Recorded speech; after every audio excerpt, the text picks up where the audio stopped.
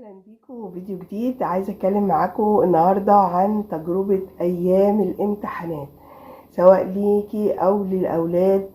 هي بتبقى تجربه يعني عايزه صبر، وكمان عايزه شويه بروتوكولات كده تعمل فيها، زي مثلا ان انتي تفضي نفسك شويه من المشاغل، يبقى عندك وقت اكبر للبيت والاولاد وكده.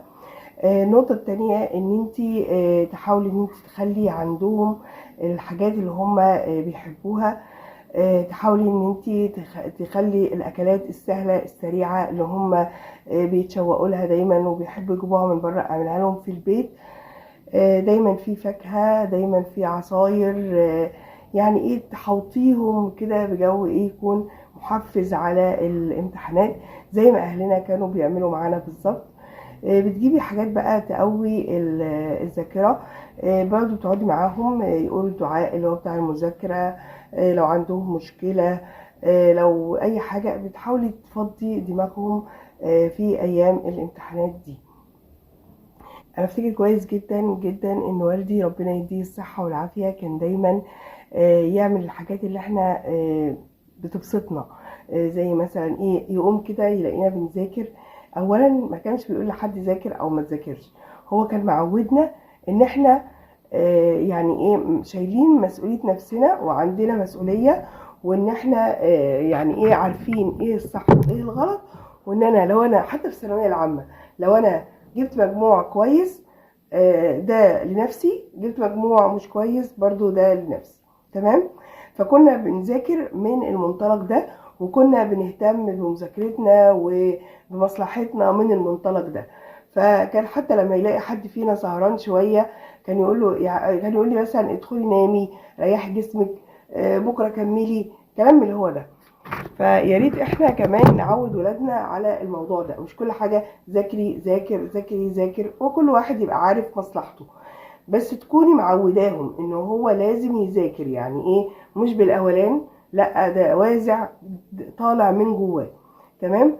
طيب النقطه التانية او اللي عايزه اتكلم فيها معاكم ان برضو او من تجربتي، يعني ان لازم احساس الوضع بتاع الامتحانات ده يكون نابع من جوه الطالب نفسه او من جوه ابنك، يعني من جوه بنتك. تكون فاهمه هي فين ورايحه فين وجايه منين والكلام ده كله. كان دايما مثلا يقول ايه، طب اعمل لكم قهوه، طب اعمل لك شاي. كان الحركه دي كانت بتعجبني جدا، وكنت بحس ان يعني ايه براحه نفسيه كده في الاهتمام ده. الاقيه داخل عليا مثلا بكيس الحمص، ماما برضو ربنا يديها الصحه تجيب لنا البونبوني والحاجات دي وتقول ايه كلوا كده وانتوا ايه وانتوا بتذاكروا. فكان جو حلو، يعني كان جو محفز ان احنا ايه طبعا نذاكر على قد ما بتقدري بتهيئي الجو. طيب في برضو دعاء ليهم دايما بظهر الغيب وقدامهم ومن وراهم وفي كل لحظة وفي كل صلاة، ان ربنا يا ربي ايه يعني يكلل جهدهم بالنجاح وينجحهم وكده. برضو انت عارفة مواعيدهم، مواعيد الامتحانات، انت عندك ايه يوم ايه الساعة كام، متابعة. لان ممكن يعني مثلا ايه تروح عليهم نومة لا قدر الله. ممكن مثلا لو طفل صغير وبيمتحن ما يقدرش ان مثلا ايه او ما يكونش متابع الجدول، مش متعود على متابعة الجدول. وخصوصا حبايبي اللي هم اول مرة يمتحنوا، احنا عندنا هنا في مصر الامتحانات بتبدأ من تالتة ابتدائي او برايم 3 فلغاية بقى ايه جامعة وكلام من ده.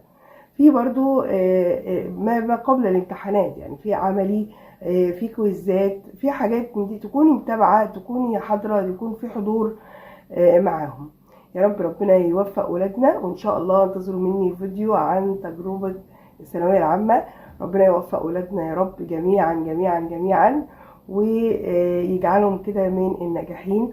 وعلى فكرة مش بالكلية القليلة او بالكلية، هو مش تنسيق، المهم تتفوقي في اللي انت هتجيبيه، والمهم ان انت تكوني متفوقة ومهتمة، واللي بيدي المجموع في الاخر هو ربنا سبحانه وتعالى.